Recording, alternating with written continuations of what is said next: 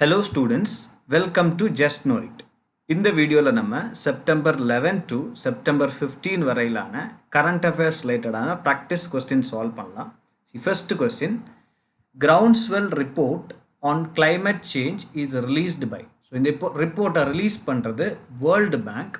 So இந்த report எதை பற்றி பேசுது அப்படின்னா, this report indicated that climate change, அதாவது காலநிலை மாற்றம், அதனுடைய தாக்கத்தால் மக்கள் அதிகமாக புலம்பெயருவாங்க. குறிப்பாக 2050 அந்த ஆண்டு வரும்போது ஏறக்குறைய 216 மில்லியன் மக்கள் புலம்பெயர்வார்கள் அப்படின்னு சொல்லி இந்த ரிப்போர்ட் சொல்லுது.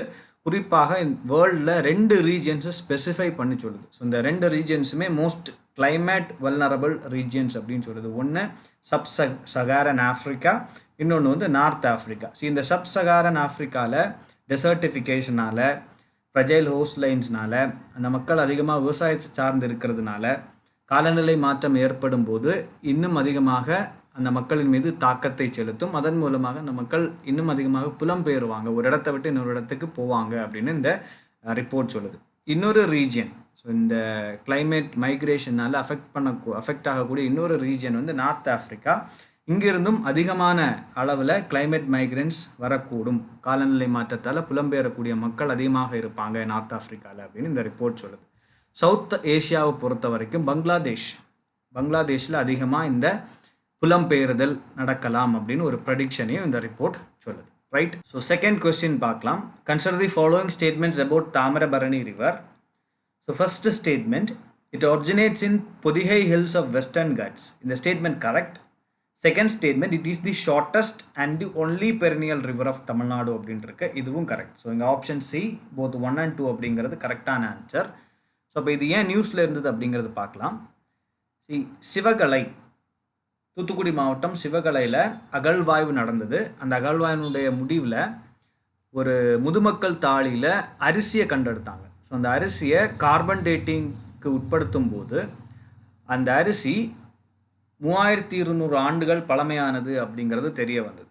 ஸோ அப்போது இதனுடைய முடிவாக நம்ம என்ன ப்ரெடிக்ட் பண்ணலாம் அப்படின்னா, இந்த தாமிரபரணி கரையோரம் ஒரு நகர நாகரிகம் இருந்தது, ஒரு சிட்டி சிவிலைசேஷன் இருந்தது. 3200 ஆண்டுகளுக்கு முன்னாடியே ஒரு சிட்டி சிவிலைசேஷன் இருந்தது அப்படிங்கிற முடிவுக்கு நம்ம வரலாம்.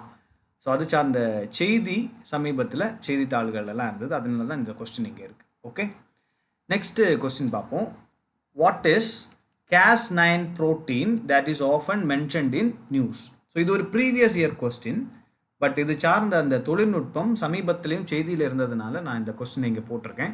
ஸோ இது என்ன இந்த Cas9 protein அப்படிங்கிறது பார்க்கலாம். ஸோ இங்கே வந்து ஆப்ஷன் ஏ அப்படிங்கிறது தான் கரெக்டான answer. So what is Cas9? It's a molecular scissor used in targeted gene editing. Okay, so மரபணு மாற்றம் செய்கிறதுல அந்த மரபணுவை எடிட் பண்ணுறதுக்கு இதை பயன்படுத்துகிறாங்க, இந்த Cas9 protein. ஓகே, ஸோ அப்போ இது ஏன் சமீபத்தில் நியூஸில் இருந்தது அப்படிங்கிறத பார்ப்போம். அதுக்கு வந்து நான் ஒரு சின்ன எக்ஸ்பிளனேஷன் உங்களுக்கு கொடுக்கணும். ஸோ இந்த Cas9 புரோட்டீனை வந்து இந்த டெக்னாலஜியில் பயன்படுத்துகிறாங்க, கிறிஸ்பர் அப்படிங்கிற டெக்னாலஜியில் பயன்படுத்துகிறாங்க. ஸோ கிறிஸ்பர் அப்படிங்கிறடைய எக்ஸ்பேன்ஷன் இதுதான், clustered regularly interspaced short palindromic repeats, CRISPR.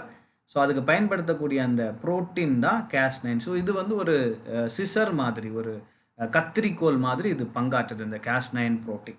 Okay, so நமக்கு தேவையில்லாத அந்த மரபணு அந்த செயினை வந்து நம்ம என்ன பண்ணிடலாம்னா, மரபணு சங்கிலியை கட் பண்ணி வேற ஒன்று வந்து அந்த இடத்துல ஒட்டிடலாம். ஸோ அதுக்காக பயன்படுத்தக்கூடியதான் இந்த கிறிஸ்பர் Cas9 அப்படிங்கிற புரோட்டீன். ஸோ இப்போ அதை எதுல பயன்படுத்தியிருக்காங்கன்னா, there is a technique called sterile insect technique.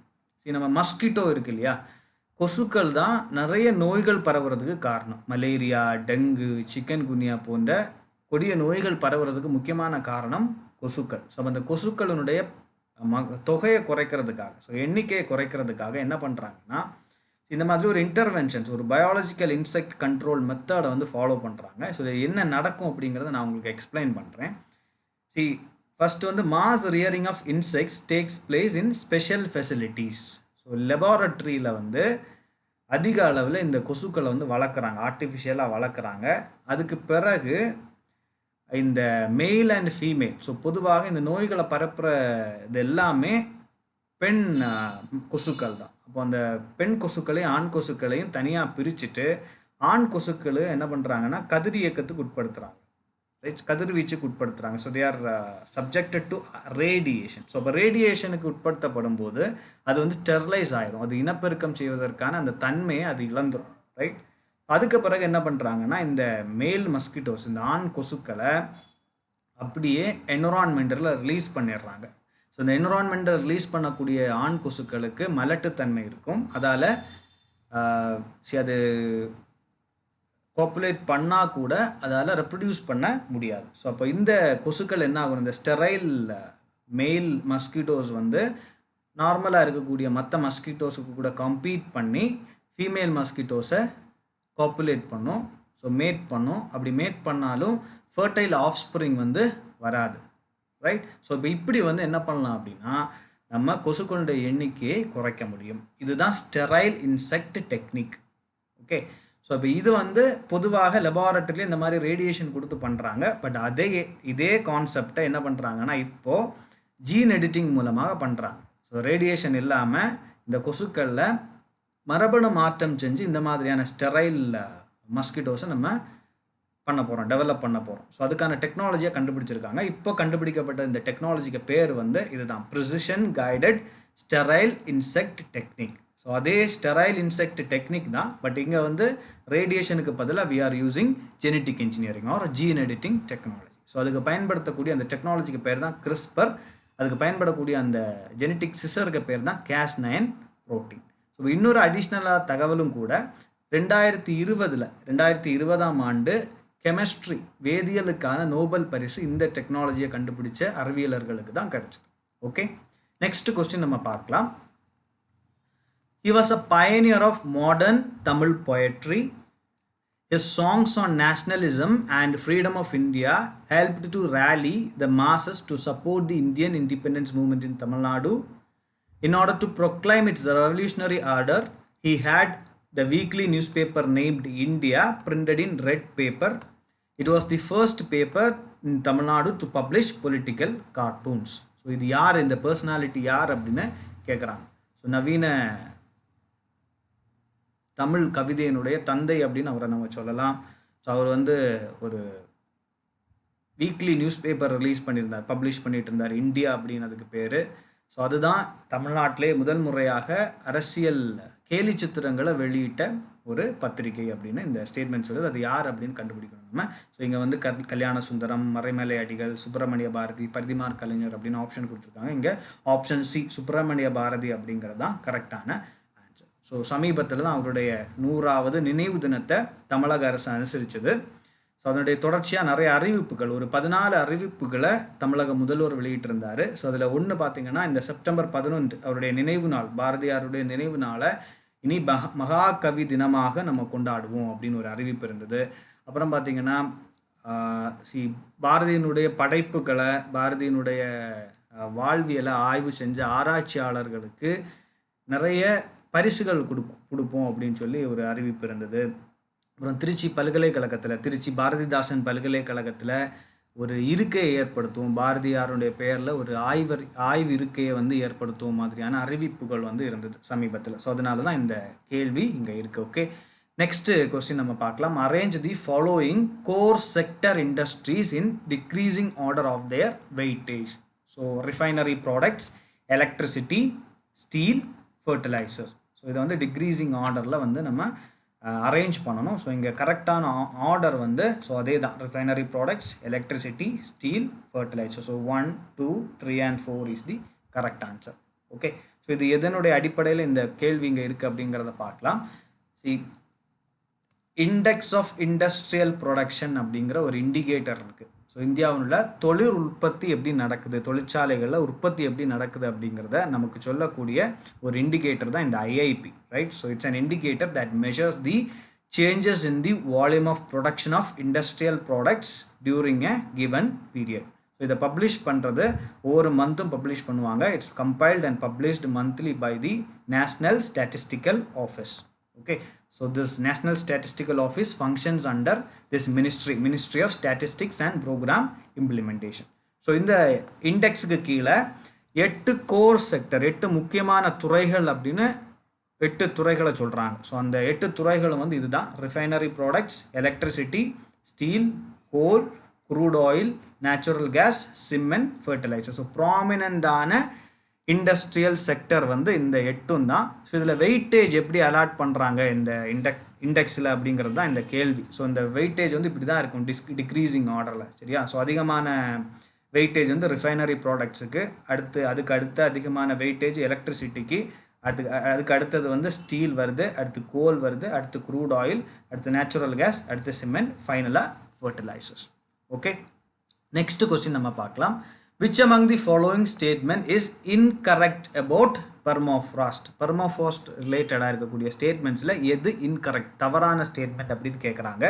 C, option A, permafrost is any ground that remains completely frozen or colder for at least 2 years straighter அப்படின்னு இருக்கு. இந்த ஸ்டேட்மெண்ட் கரெக்ட். ஓகே, ஸோ அதுதான் நம்ம permafrost அப்படின்னு சொல்கிறோம்.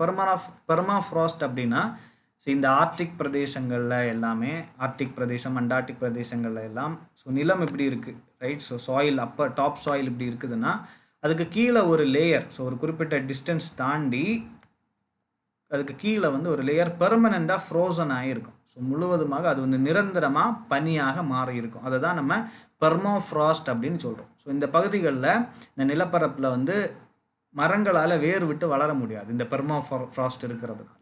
Okay, so அதை பற்றின ஒரு செய்தி தான் இப்போ சமீபத்தில் இருந்தது, அதனால அந்த கேள்வி இங்கே இருக்குது. ஓகே, ஸோ அப்போ permafrost is any ground that remains completely frozen or colder for at least 2 years straight. அப்போ தான் அதை பெர்மாஃப்ராஸ்ட்னு நம்ம கிளாஸிஃபை பண்ண முடியும். Then permafrost is common in regions with high mountains and in earth's higher altitudes. Okay, குறிப்பாக எர்த்தனுடைய ஹையர் ஆல்டிடியூட்ஸ் இல்லை, போலார் ரீஜியன்ஸ், ரைட்? துருவ பகுதிகளில் இது அதிகமாக பார்க்க முடியுது. துருவ பகுதிகள் தான் ஹையர் லாட்டிடியூட்ஸ். அப்புறம் ஹை மவுண்டெயின்ஸ், ரொம்ப உயரமான மலைப்பகுதி, இமயமலை மாதிரியான பனிச்சூழ் மலைப்பகுதிகளையும் இந்த பெர்மாஃப்ராஸ்ட்டை நம்ம பார்க்கலாம். ஸோ அதனால் இந்த ஸ்டேட்மெண்ட்டும் கரெக்டு. அப்புறம் தேர்ட் ஸ்டேட்மெண்ட் பாருங்கள், these regions are always covered in snow அப்படின்னு இருக்கு. இல்லை, பெர்மாஃப்ராஸ்ட் இருக்கிறதுனாலேயே அந்த பகுதி முழுவதுமாக பனியால் சூழப்பட்டிருக்கணும் அப்படிங்கிற அவசியம் இல்லை, அப்படி இருக்கவும் செய்யாது. ஸோ அதனால் இங்கே தவறான ஸ்டேட்மெண்ட் அப்படிங்கிறது இதுதான், ரைட்? ஸோ அப்போது இதுதான் தவறான ஸ்டேட்மெண்ட். அப்போ இந்த கரெக்டான ஆன்சர் வந்து ஆப்ஷன் சி. ஸோ அப்புறம் தேர்ட் ஸ்டேட்மெண்ட் பாருங்கள், in tundra regions permafrost has a very thin active layer அப்படின்னு இருக்கு. இந்த ஸ்டேட்மெண்ட்டும் இங்கே கரெக்ட்.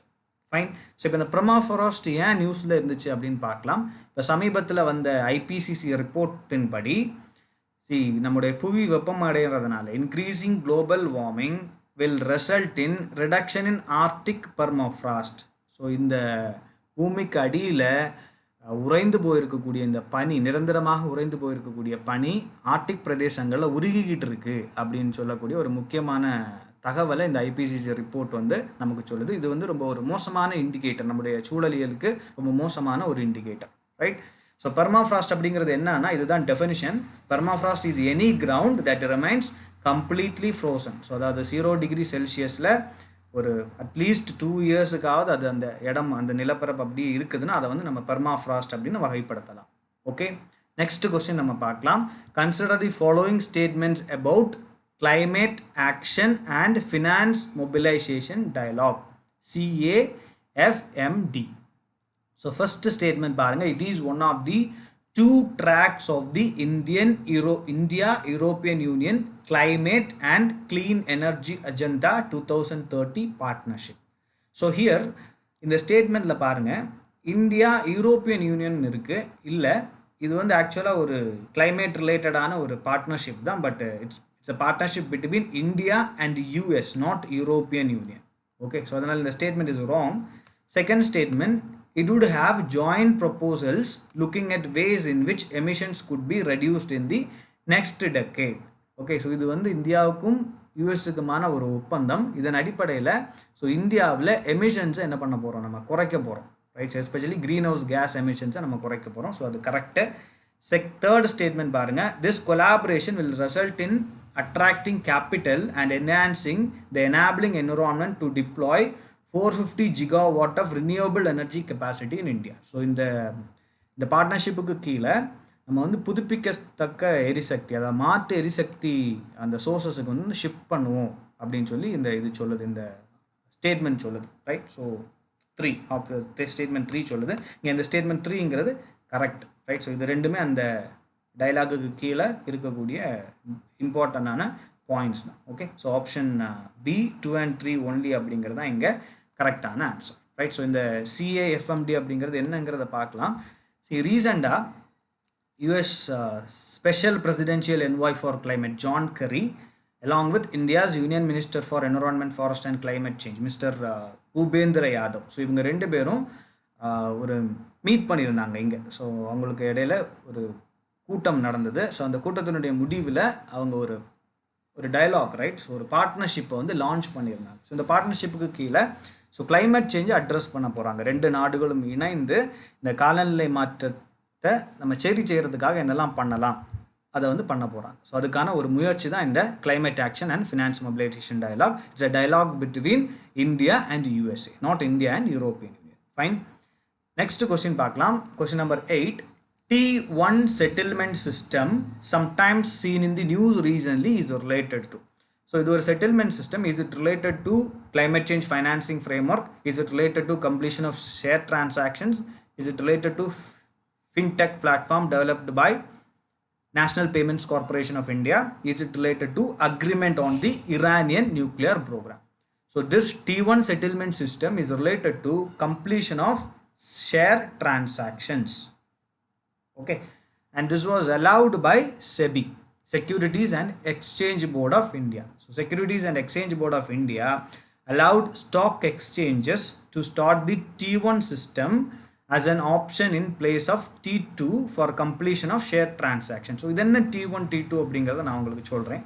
T2 இப்போ இருக்கக்கூடிய முறை என்னன்னா, ஒரு இன்வெஸ்டர், ஒரு முதலீட்டாளர் வந்து தன்னுடைய தன்கிட்ட இருக்கக்கூடிய ஷேரை விற்கிறார் அப்படின்னா, ஸோ அதுக்கு வந்து ஒரு 2 working days எடுக்கும். ஸோ அந்த ஷேர் வந்து விற்பனையாகி அப்புறம் அந்த அமௌண்ட் வந்து அந்த புரோக்கருக்கு அக்கௌண்ட்டில் வந்து அந்த புரோக்கர் திரும்ப அந்த இன்வெஸ்டருக்கு வந்து அந்த அமௌண்ட்டை கொடுக்கறதுக்கு அந்த ஷேர் செல்லிங் நடக்கிறதுக்கு 2 days, அந்த புரோக்கருடைய அக்கௌண்ட்டுக்கு அமௌண்ட் வர்றதுக்கு 1 day, திரும்ப ஃபைனலாக அந்த இன்வெஸ்டருக்கு அக்கௌண்ட்டுக்கு அந்த மணி வர்றதுக்கு again 1 day. So it will take around 4 days for the completion of a share transaction.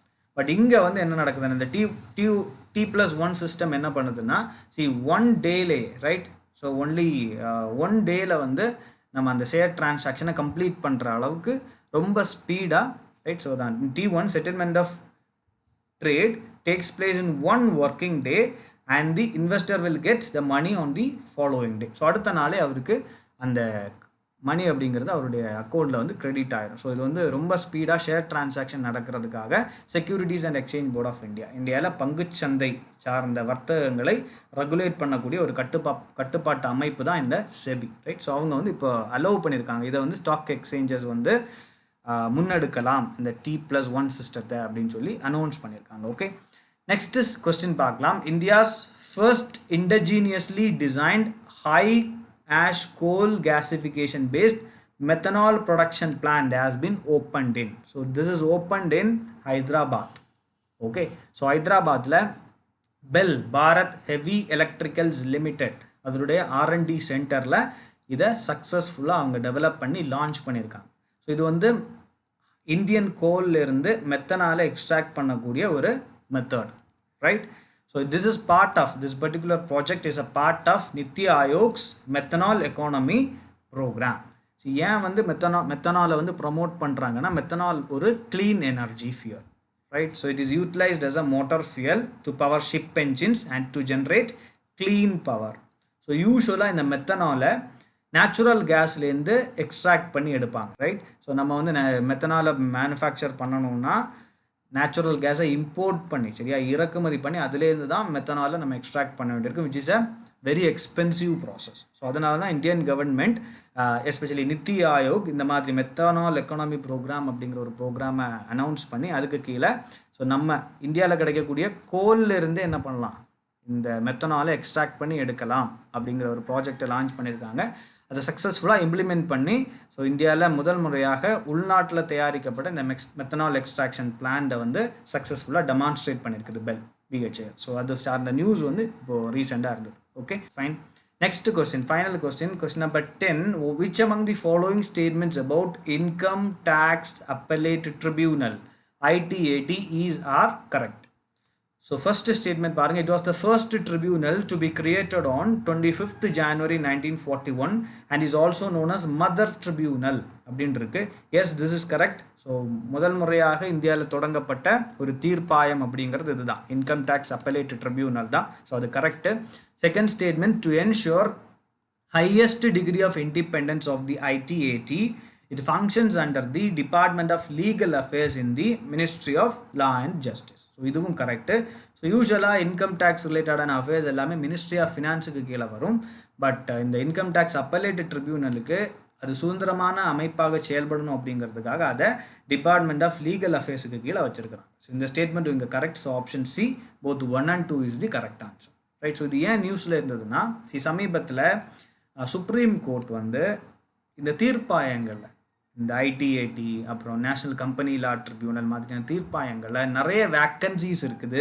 இந்த வேக்கன்சிஸ் இருக்கிறதுனால இது இந்த ட்ரிபியூனல்ஸ் எல்லாம் ஒழுங்காக ஃபங்க்ஷன் ஆகலை அப்படிங்கிற ஒரு கன்சர்ன் அறிவிச்சிருந்தது. அதனுடைய தொடர்ச்சியாக அரசு நிறைய அப்பாயின்மெண்ட்ஸை பண்ணியிருந்தாங்க இந்த towards this tribunals. Okay, so அதனால இந்த ட்ரிபியூனல்ஸ் செய்தியில் இருந்தது. ஸோ இந்த income tax appellate tribunal is a quasi judicial institution. So it was set up in 1941 under section 5A of the Income Tax Act 1922, right?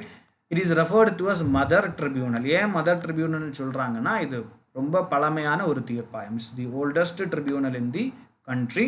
So இது எந்த மாதிரியான வழக்குகளை வந்து டீல் பண்ணும் அப்படின்னா, related to income tax. So it deals with appeals under the direct taxes acts, namely the income tax act 1961. So இந்த சட்டத்துக்கு கீழே வரக்கூடிய வழக்குகளை வந்து தீர்க்கக்கூடிய ஒரு மிக முக்கியமான தீர்ப்பாயமாக இந்த ட்ரிபியூனல் இருக்குது, ஐடிஏடி இருக்குது, ரைட். ஸோ இந்த வீடியோ எவ்வளவுதான் நண்பர்களே. இந்த வீடியோவை பார்த்ததுக்கு ரொம்ப நன்றி. உங்களுக்கு இந்த வீடியோ பிடிச்சிருந்தால் லைக் பண்ணுங்கள், மற்ற தேர்வர்களோட ஷேர் பண்ணுங்கள், உங்களுடைய கருத்துக்களை கமெண்டில் பதிவிடுங்க. ரொம்ப முக்கியமாக இந்த சேனலுக்கு சப்ஸ்கிரைப் பண்ணுங்கள். ஸோ தட் நீங்கள் தொடர்ச்சியாக கரண்ட் அஃபேர்ஸ் ரிலேட்டடான கொஸ்டின்ஸை லேர்ன் பண்ண முடியும். எனவே இன்னும் பல தகவல்களோடையும் இன்னும் பல கேள்விகளோடையும் உங்களை இன்னொரு வீடியோவில் மீட் பண்ணுறேன். நன்றி.